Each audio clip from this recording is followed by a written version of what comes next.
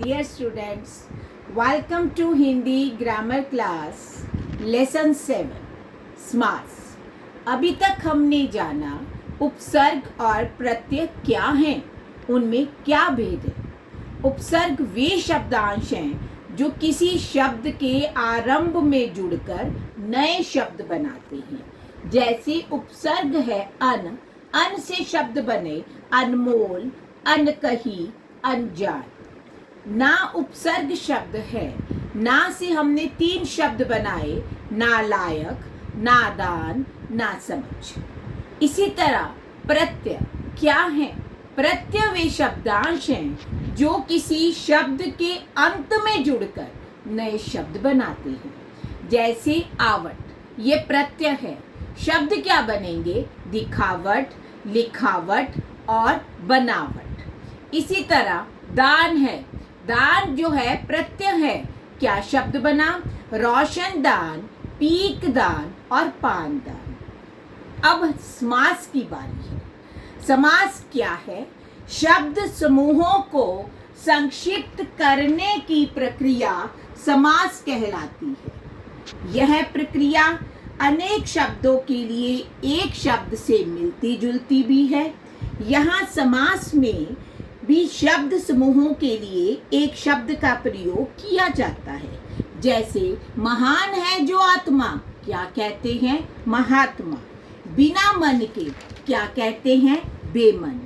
एक बात का अंतर है समास और अनेक शब्दों के लिए एक शब्द में, वह यह कि समास में समस्त पद तथा समास विग्रह 2 प्रक्रियाएं होती हैं, मीन्स 2 प्रोसेस। समास को इंग्लिश में कंपाउंड कहते हैं। समस्त पद जो है हमारा, इसमें क्या होगा? बेमन और बिना मन के समास विग्रह है। जैसे गुणहीन समस्त पद है, समास विग्रह कर देंगे तो गुण से हीन। और आपको अगर पूछा जाएगा समास का नाम भी बताइए, तो आप लिखेंगे तत्पुरुष समास। अब जो आगे पढ़ेंगे, समास 2 शब्दों के मेल को कहते हैं और इसमें मेल के समय प्रसर्ग चिन्हों का लोप हो जाना ये जो जरूरी होता है। जैसे राजा का पुत्र का क्या है? प्रसर्ग है। राजपुत्र बन गया शब्द। जो समास हमारा क्या बन गया? समस्त पद राजपुत्र। अब हमारा जरूरी जो बात है वो इस और ध्यान देने की है कि समस्त पद को तोड़ने की प्रक्रिया को समास विग्रह कहते हैं। हमने समस्त पद तोड़ा तो ये समास विग्रह बन गया बिना मन के। जैसे कि राष्ट्रपति समस्त पद है और इसका समास विग्रह होगा राष्ट्र का पति। विशेष बात की ओर ध्यान देना है कि संधि और समास में क्या अंतर है। संधि 2 वर्णों का मेल होता है। जैसे वर्ण है अ बन गया आ, और हम जब बनाएंगे शब्द मत जमा अनुसार मतानुसार, क्योंकि अ मिलकर आ बन गया। जबकि समास में 2 शब्दों का मेल होता है। 2 शब्द प्रतिदिन, प्रति भी शब्द है और दिन भी, प्रतिदिन बन गया। समास में 2 पद होते हैं, पूर्व और उत्तर। एक पूर्व पद होता है तो दूसरा उत्तर पद। पूर्व पद ये गौण भी होता है, कहीं कहीं प्रधान भी होता है। जैसे गंगा जल, गंगा जो है पूर्व पद है और जल उत्तर पद है, तो बन गया इसका गंगा का जल समास विग्रह। समास के 6 भेद होते हैं।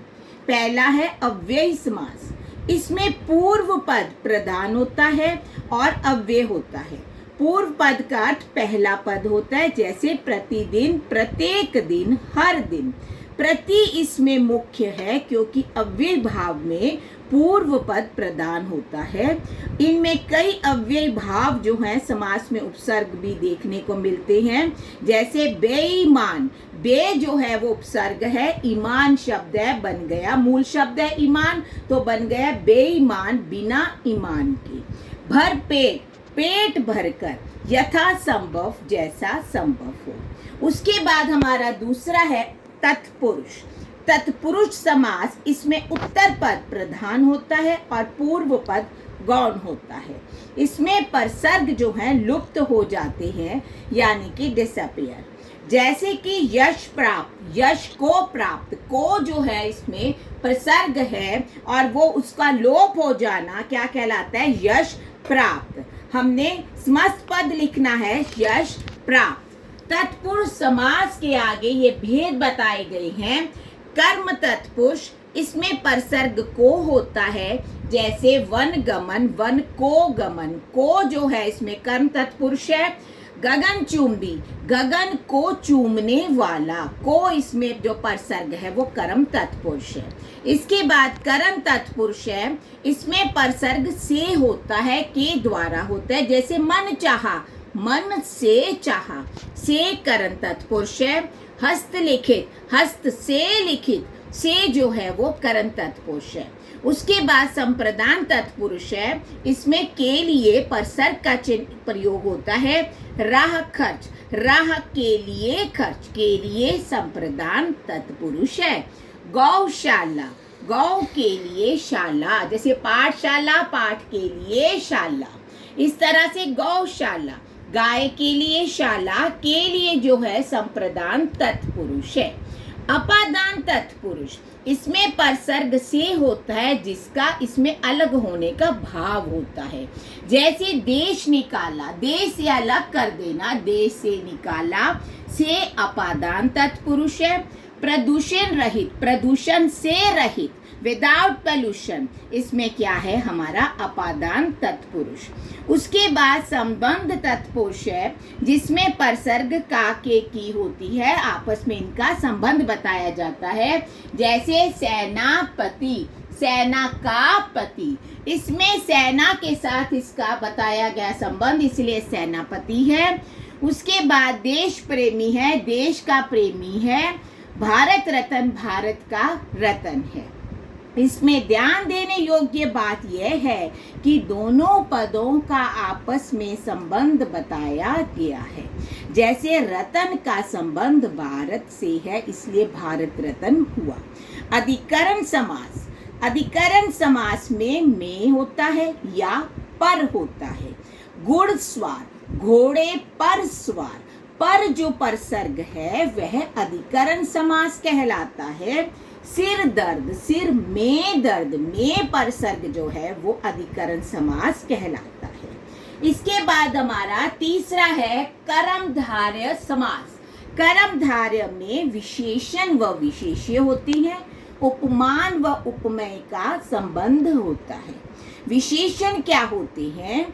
संज्ञा या सर्वनाम की विशेषता प्रकट करने वाले शब्द